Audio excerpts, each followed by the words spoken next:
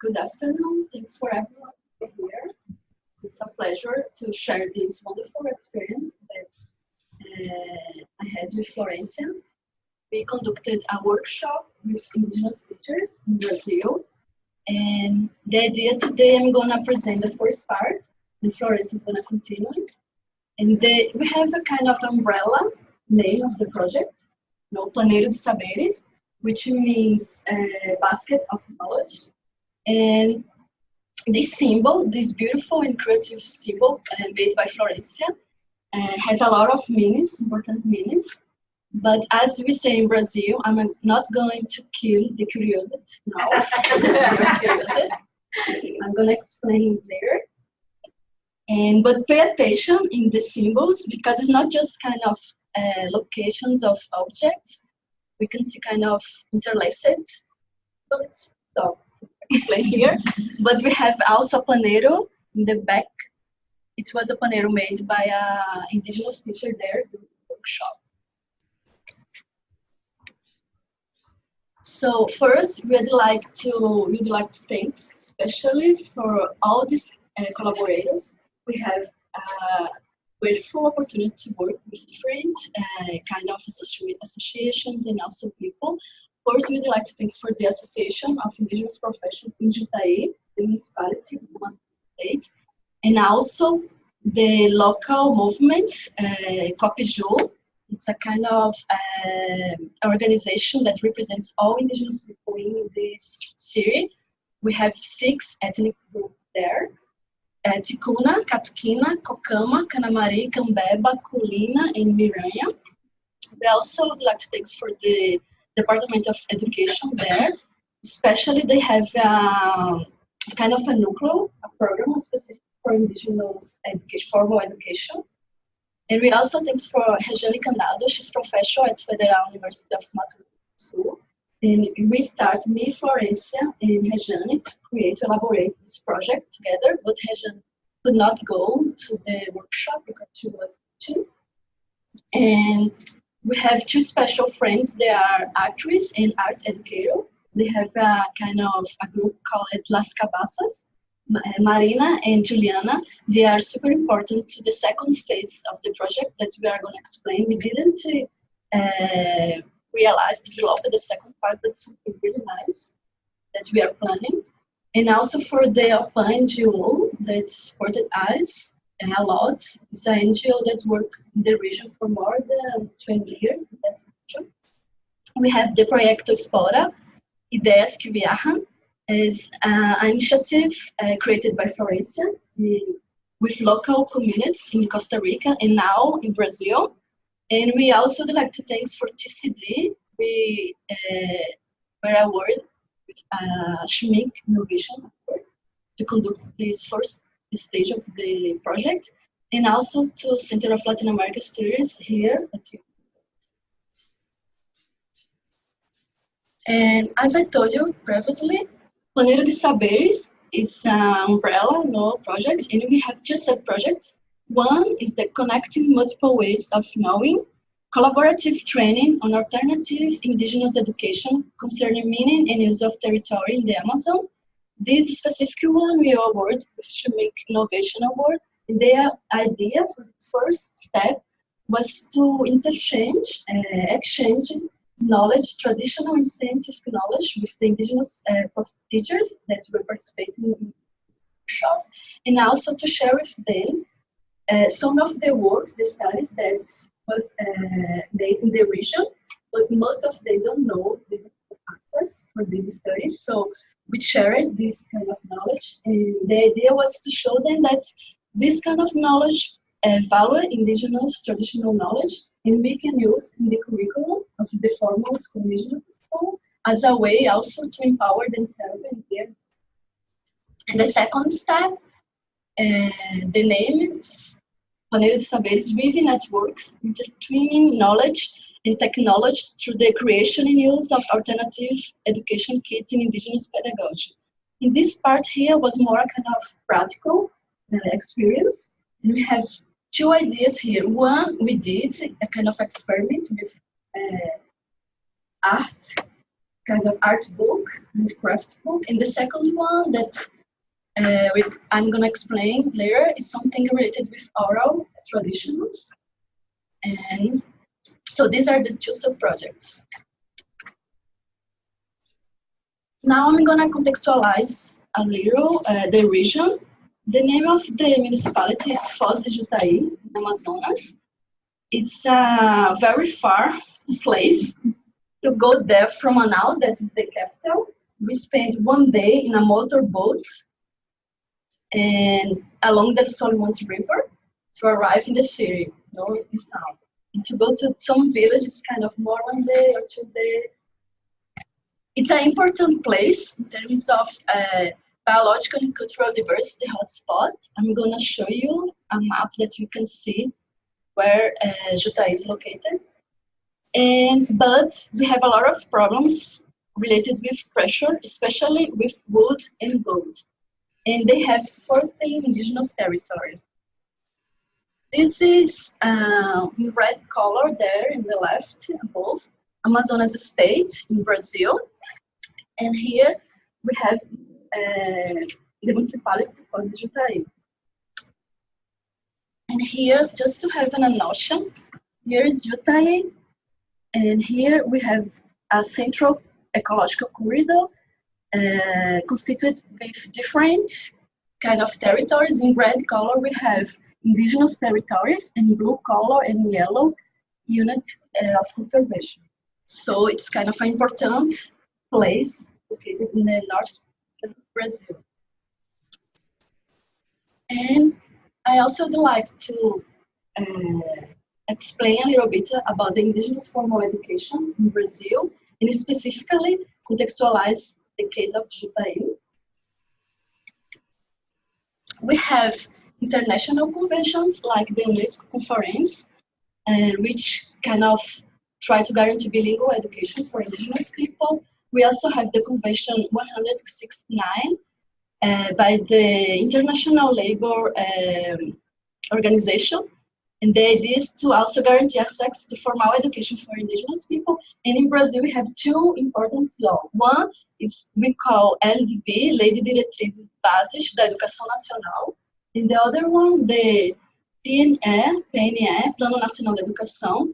And both also try to guarantee specific curriculum and program related to indigenous reality and also their requirements, and differentiating specific educational material for them. This is in theory, okay, theoretically. What we have in Jutaí, we have, we did this workshop with teachers from the, we call Ensino Infantil and Fundamental, are the first stages, until the teenagers, until 14 years old, they are responsible for formal education. And they have 48 indigenous schools and 75 teachers. We need to update. They told me the last time is more than 140.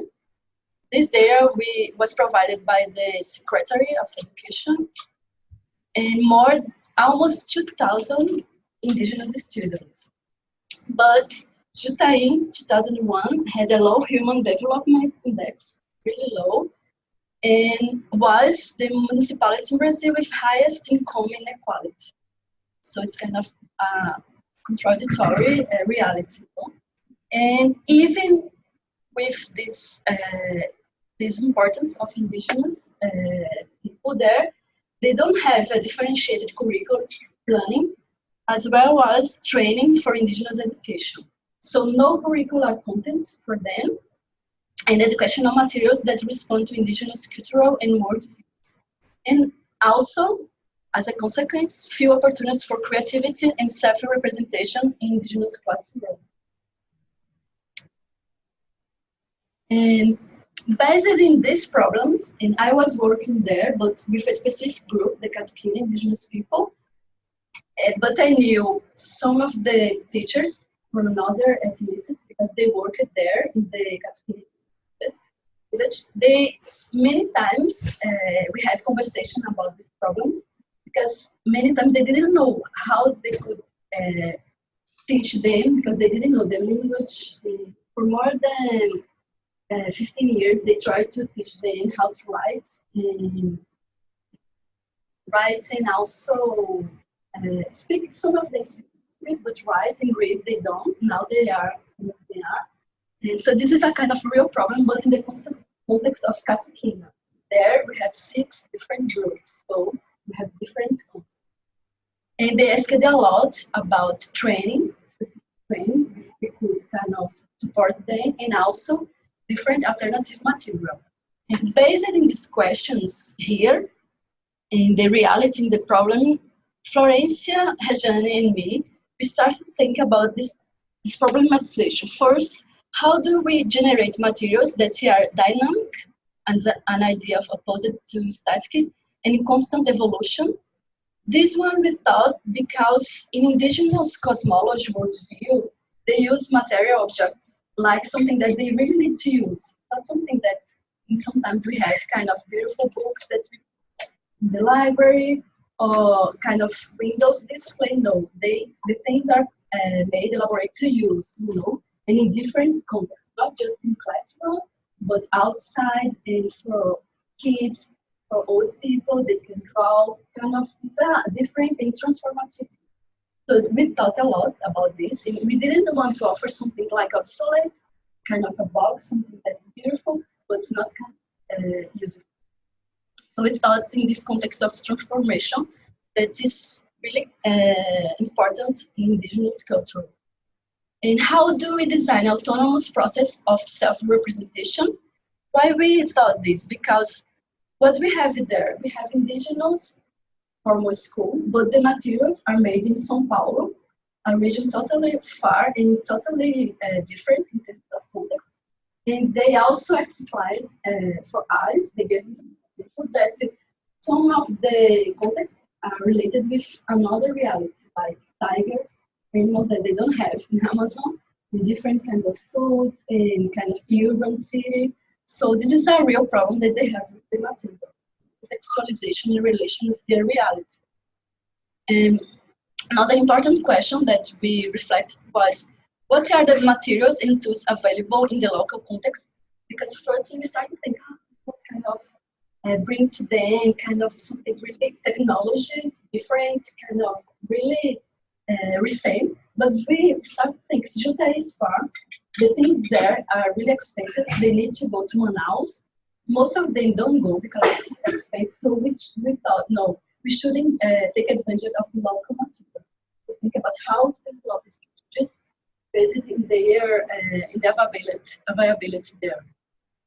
And also, how do we plan for flexibility? Because as I told you, I knew the specific context of Catuquina, but there we had different indigenous groups. We thought we are gonna conduct the workshop, but we are gonna have teachers, indigenous, different languages, different contexts. Some of them they don't have more; they are not. They are trying to kind of create. And Catuquina is the opposite situation. We have some of them that have their language like the Tuna, but how we are going to offer a workshop with different kind of actors. So we thought a lot about flexibility. And based in this, we had the idea about the paneiro. First, we are going to explain the meaning and importance in Amazon. Paneiro is a kind of basket, and it's hand-woven with different natural fibers, and they have a lot of different types. Are widely used throughout the Amazon by many indigenous groups, just not indigenous groups, but more groups. But it's important too nowadays for transport and also represent exchange of food, crafts, and other useful objects, symbolize cultural exchange between indigenous groups and non-indigenous groups. And we have also many existing variation designs, kind of format, size, the plant that they This one is the Catuquina paneiro, but it's common in different places also. But we also thought about flexibility because they go to the forest, they can prepare without kind of any tools they have. And also the mine, because it's not so simple. And also in terms of sustainability, because they use a lot and after they throughout. If they don't need, it's not a plastic, it's not a problem. So we thought paneiro also because of these meanings. And we used also paneiro as a metaphoric and generative object. This picture was in the community. Now, master artisan, trying to teach him for the group. Florencia is gonna explain also. And in terms of metaphorics, first we thought about this kind of interlacement.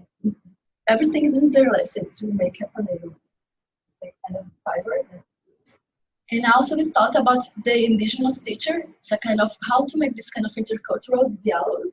We had different indigenous groups, also gender. We worked with men and women teachers, different generations, and also different schools and realities.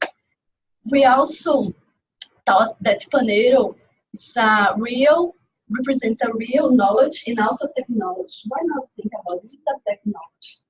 Sometimes we think technology is things kind of modern, but this kind of old things is really important technology. And also how to generate content talks through this symbol. And we told them about the idea and they really agreed, and they also offered more examples, kind of can be a generator of context. For example, mathematics, they can use a paneiro to show the geometric form, calculate how many plants fiber they use to go to make a paneiro. They use mathematics all the time, to make paneiro. And biology, the kind of plant that they use it to prepare the paneiro. The plant's structure, the format, include they also can draw and teach the students, but then through the aspects of paneiro. History, because you have mythology about some plants in baskets. In some indigenous group, they have kind of the geometric format can represent animals, so it's kind of history. This kind of basket.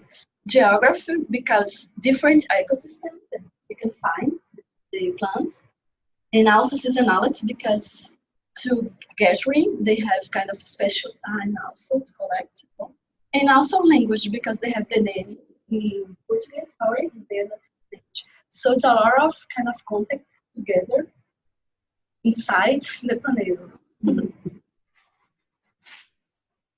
Basically, in all these grateful ideas that we start to collective think, we thought the project in two parts. One is the graphic part that we did this first experiment and was a kind of successful. We liked it, and also then that was important. And the graphic idea part is to handmade books with relevant educational content. You can see here just one art that they elaborate the book cover. They also could research local materials and adaptations according to their context, and also revitalization through alternative uses of artisanal techniques, natural dyes, weaving, fibers, and incorporated into book art.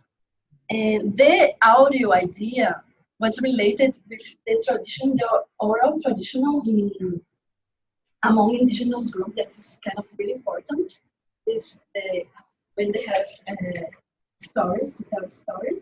But they thought how we could do this, thinking about education. So talking with Marina and Juliana, we thought developing in the future kind of podcast, or we can call it radio novella, that they can collect histories, different history, register, and also make kind of sound effects using instruments made with material of the forest.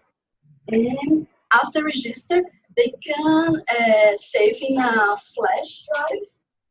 They don't have in some school electricity, but they use a lot of the radios. I don't know how to say it. How do you see them? Radio battery operated. Okay. Battery.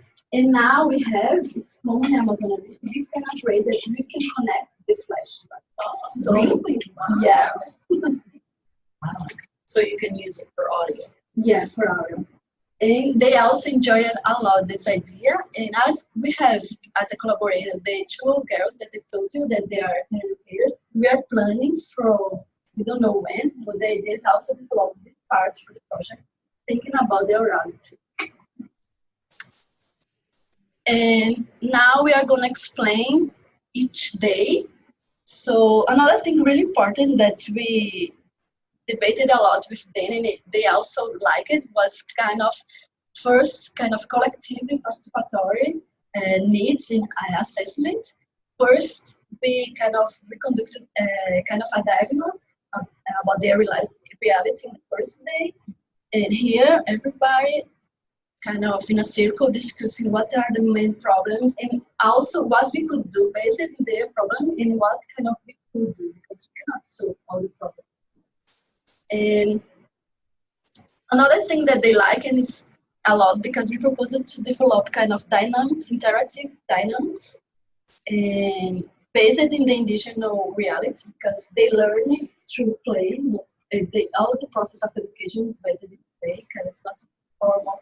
You have to be in a seat, and this is don't kind of talk, the opposite. Children together, mothers, kind of, it's a bagunça, but it's great. And after that, we presented the project proposal, each step, and how we kind of planned for the activities for each day.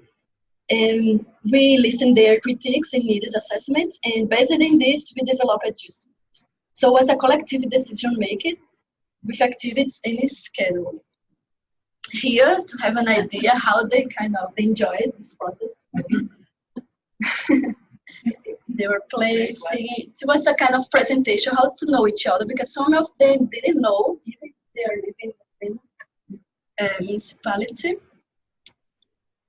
And also, in this case, based on my experience working with Katkin indigenous people, I shared with them different studies that value indigenous knowledge. In this case, this is an ecological calendar that we developed 10 years ago, supported by Open NGO, and the idea was to show them that it's possible to adjust traditional knowledge for the school.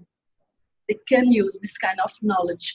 They did kind of for each month how ecological aspects they can know the seasonality based in animals' behavior, the ecology in a general way. Okay, and also different studies. As we don't have time, I'm not gonna present. This one is just to have an idea about this kind of experience. And after that, the second way was really interesting because we told them that we'd like to kind of to go to the field to kind of have a research trip. And they loved the idea. They organized it. They had a boat. They organized the community. This community here, this participant, the teacher, his teacher there in the community. So they had a competition with the leadership one day before and organized everything. We had food, a lot of fish, more local fish, farinha, ammoniac flour. And it was really nice because there we did different activities. First was gathering raw materials, also learning from community master artisans, something that we were surprised at. Even so important, the paneiro, few people still know how to do it. This community, just two, Raimundo and Maria, they knew how to do it. And it was really nice because they shared their knowledge with the teachers. And they live in paneiros together, and we also eat and dance and here is Caju, Kama. He was gathering this kind of fibers to make his own paneiro. And after he taught for the other teachers, nice. This was the moment that the artisans was weaving the paneiro, so we can see the intergenerational learning. So was kind of super interesting because spontaneously kids and teenagers they start to arrive and adults for a minute. So we have this interaction with the teachers. And here is the urucum choreliana that we use it to make the books. And now Florencia is gonna present. Would you like to begin? But you can share your screen. Oh, wait, we have to stop. Okay.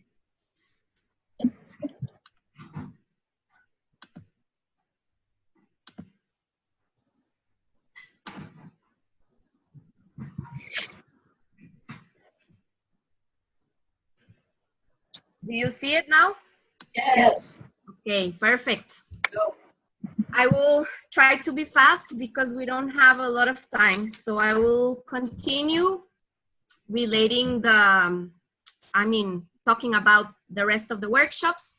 So after our field trip, we went back to Jutai, which is where we had the workshops, right?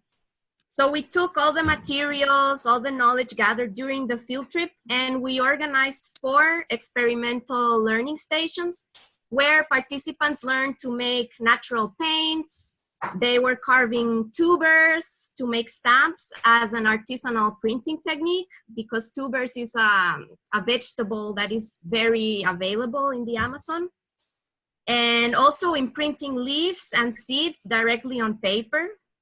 They also taught each other how to weave a paneiro based on the lessons learned from the master artisans the day before.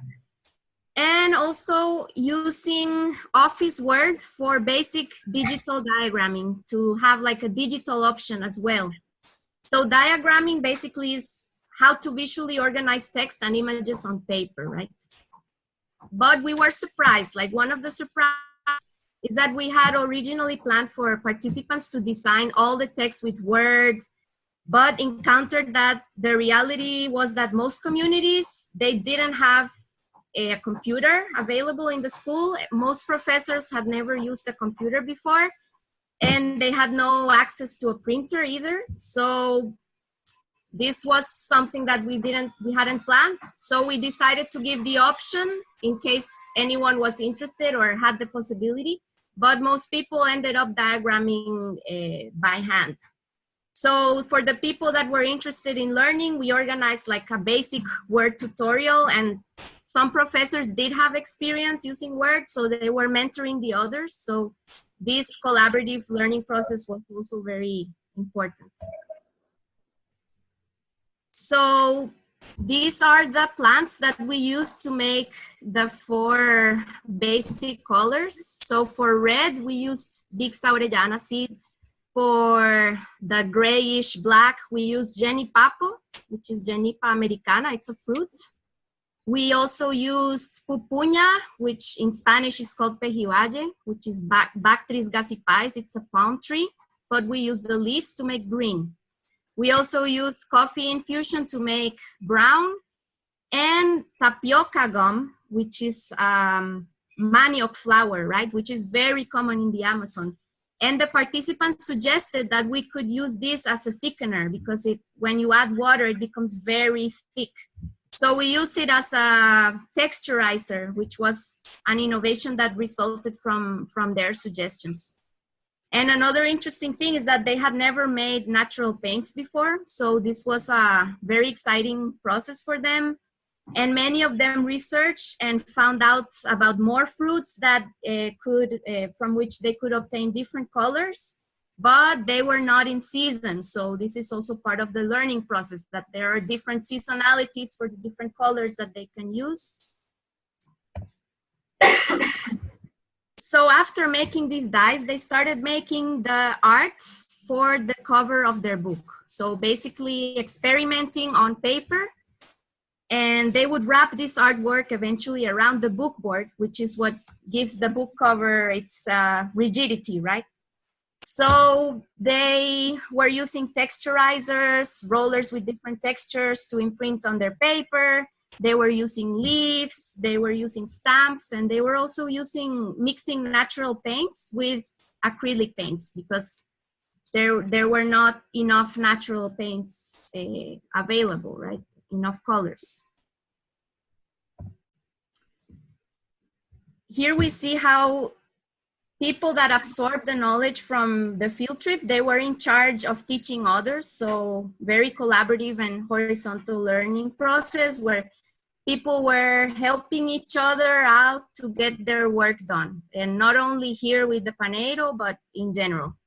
So after this, everyone decided that every person needed to have a paneiro because this is where they were going to insert all their tools and materials. So this idea of paneiro became very concrete, right? Like not only a metaphor anymore, but literally everyone was going to end up with their own paneiro that they learned how to make, and they could transfer this knowledge to the students in the classroom as well. Here they're carving on tubers to obtain printed symbols. First, we used a different kind of tuber, which is called, the genera is called Dioscorea. It's a tuber that didn't really work because it didn't provide the adequate texture to print on paper. So then they replaced it by manioc. So also this experimentation and learning process was very rich for them. And the day after, we started making the book cover. So the people were choosing the artworks that they preferred. They were cutting and pasting together, measuring with the ruler. And people realized that there were a lot of applied mathematics involved, and especially for primary school.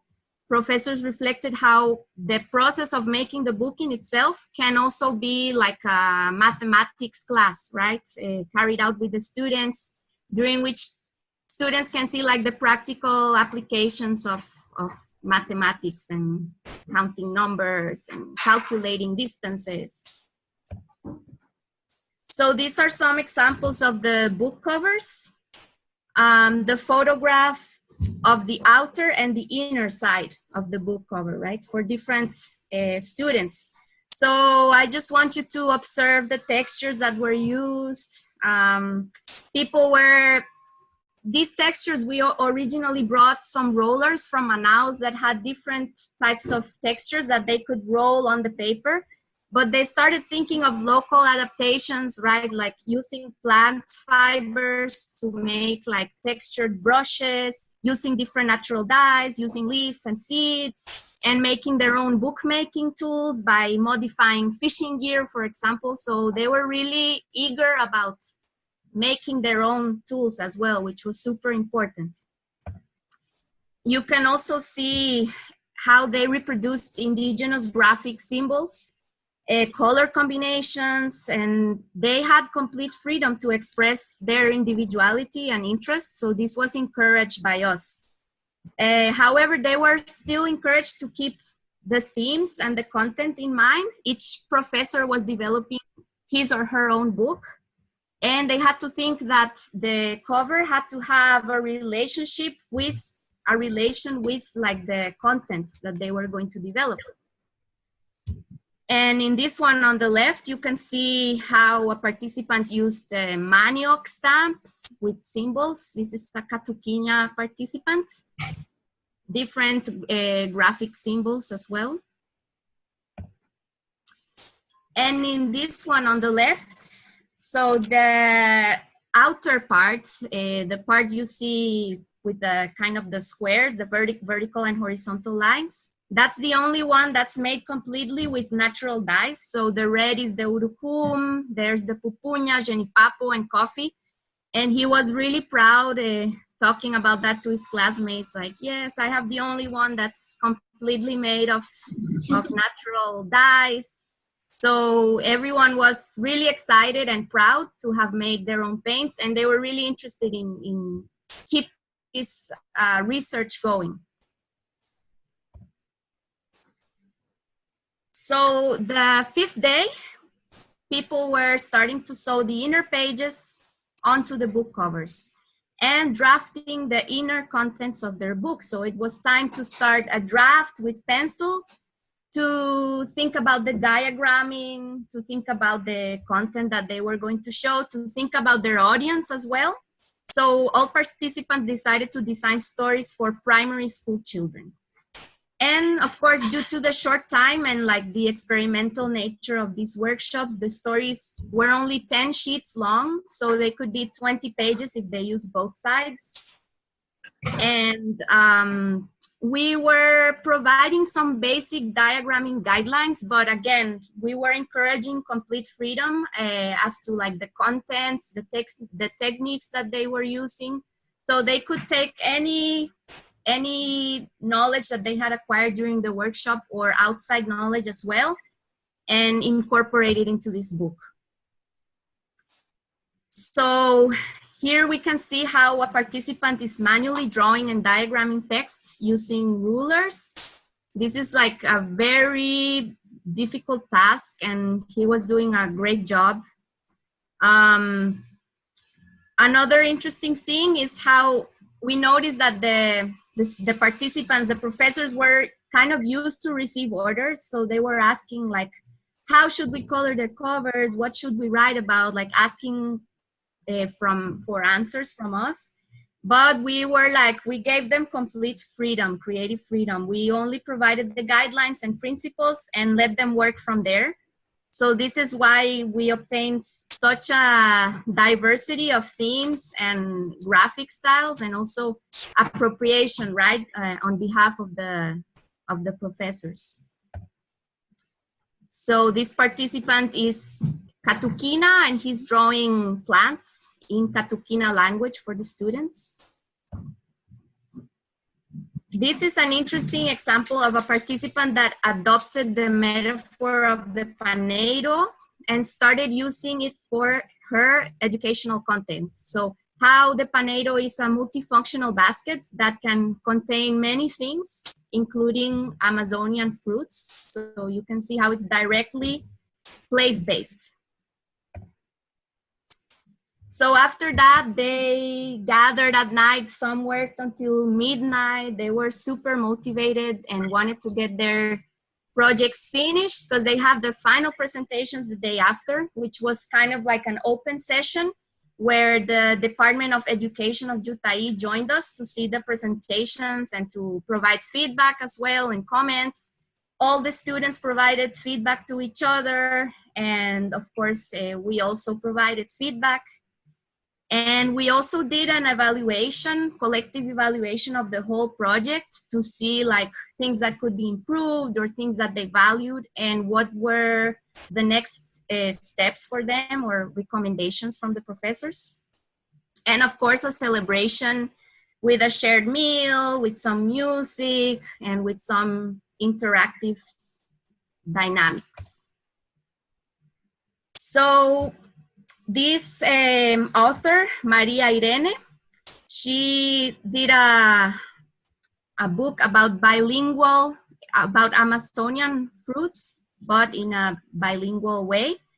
So this, you can see that is different from the educational content that they receive from the cities, where it mostly represents like urban Western realities. And here the children will have the opportunity to learn about the actual fruits from their communities. This participant was also transmitting ecological knowledge. So he was talking about fish, but he was also talking about their relationship with their environment. So their role as seed dispersers. And during this presentation, many participants noted that kids didn't know the names of Amazonian river fish anymore, even though they were so important, like culturally and economically. And Vanderson talked about medicinal plants. And this was also a very interesting example because he actually researched with his mother and with other elders to complement his knowledge about medicinal plants. And we talked about how children can be researchers in the process of making their own books. So how they can be asked to talk with their grandfathers, with their elders, to gather knowledge on different subjects and continuously construct this knowledge base, right? This local knowledge base. This participant, Opin, he wasn't very, his Portuguese wasn't, he had difficulties writing in Portuguese. So he made a book about Katukina mythology. And this is the only book that was only written in the native language. And this is interesting because indigenous educational materials that we have seen are mostly always bilingual, at least, because they were made by outsiders with digital technologies. So here you can see the result of like a more autonomous process where the person has complete control over the content and the design. This one did the numbers in Ticuna. And Veridiano chose to diagram the inner pages digitally and combine them with the artisanal book covers, which was also a very interesting approach. And after this presentation, which was very gratifying for everyone and enriching, we did a project evaluation together with participants. So basically, people commented on how it was very enriching and a valuable experience. And it was rewarding work, especially because it had a very practical base. And they were used to maybe receiving talks and things that are very theoretical. But they were like, how do we transform this into like a practical activity? How do we actually generate this pedagogical like approach and work, get to work, right? So this was very new for them actually. A lot of them had never received any type of training, a pedagogic training. So they were actually saying, well, you know, this was great, but it's not enough. Like we need some continuity. We need to know more about how to generate content. We need to keep learning about how to be better intercultural professors. And one thing that they really enjoyed is the fact that they were sharing between different ethnic groups. So they had never seen each other in many cases, or at least they didn't get a chance to know each other before. And they learned a lot, especially during the presentation. They learned about the different interests that different people had, and there was a lot of valuable exchange. And of course, they were like, we appreciate the fact that our knowledge is actually seen as something valuable during this process. And we think that it's important to transmit that to the younger generations because as professors, they were very worried about the fact that if you don't practice it, you don't valorize it, and the knowledge will, the culture will just erode and will become westernized. So they were saying how important it was and that this experience will contribute in their daily activities at the indigenous school. They were also saying how it should be conducted again in Jutai with other indigenous professors. And at the end of this evaluation phase, we were distributing the materials that were left over and some extra materials that we had brought. So each person left with their own paneiro, with their own kits, with the materials to keep making their book, or at least using them as a reference. They set out with the task to further adapt these materials to local reality, which is very interesting for us. So for example, for the book covers, what if instead of the book board, they can make like a rigid book cover using natural fibers? These were the type of questions that they were asking themselves. And in the end, the Department of Education provided a space with forest, with a river to bathe in, where we shared a delicious meal, lots of Amazonian fish, and we also shared our gratitude for this opportunity to get to know each other. And it was interesting to see also how people from different ethnic groups that would have otherwise not known each other became good friends, and they were grateful for these spaces of exchange between cultural groups, and they were trying to see how this can be more continuous. And to finish, some reflections. So for us, this was a very innovative blend of science, design, and local knowledge based on local requirements and in compliance with Brazilian law, which the law exists, but the implementation is another story, right? So more projects like this that can think about different ways to implement this indigenous education law. We also think we generated creative and autonomous material with content that was based on indigenous reality, right? By we, I mean the professors with our guidance. So also how important it is to encourage indigenous people's own voices and stories and practices. Also the fact of these shared spaces, these playful dynamics, this knowledge exchange, that this provides integration and connections, right, in the area, which is very important for the social movement as well of indigenous people of Jutai.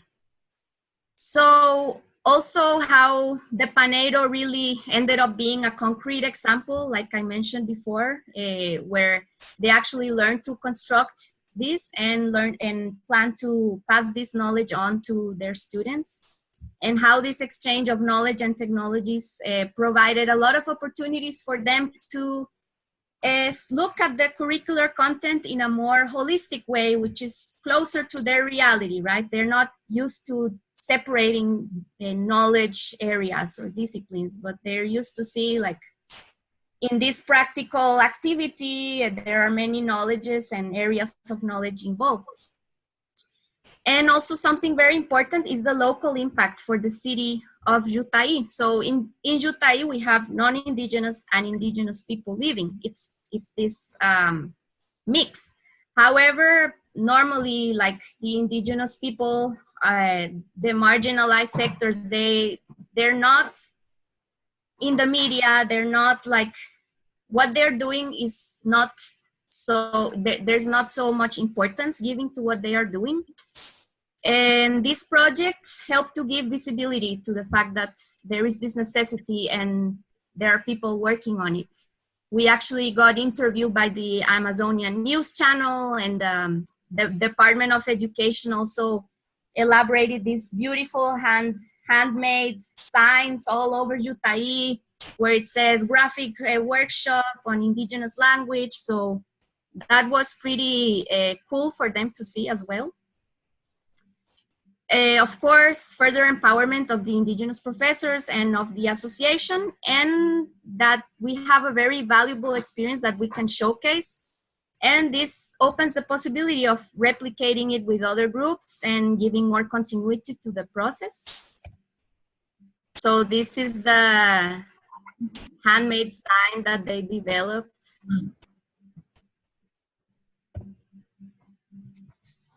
And to close, well, what's next?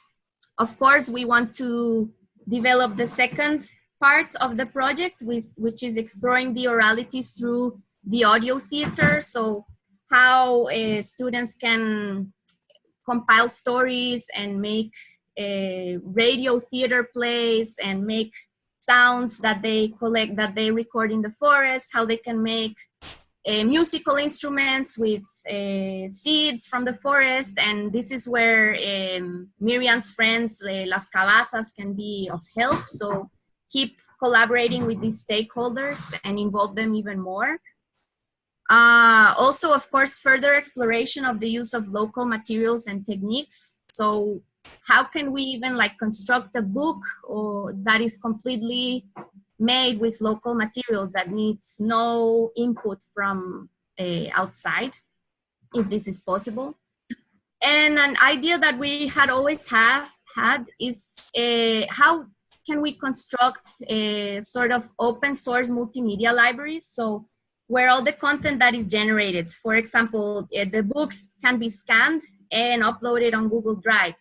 If we make the radio theater plays, there are audio files which can also be uploaded onto this open source library that can other people from other schools can download it and use it for learning as well, or we can even They can even organize encounters between schools and share this curricular content.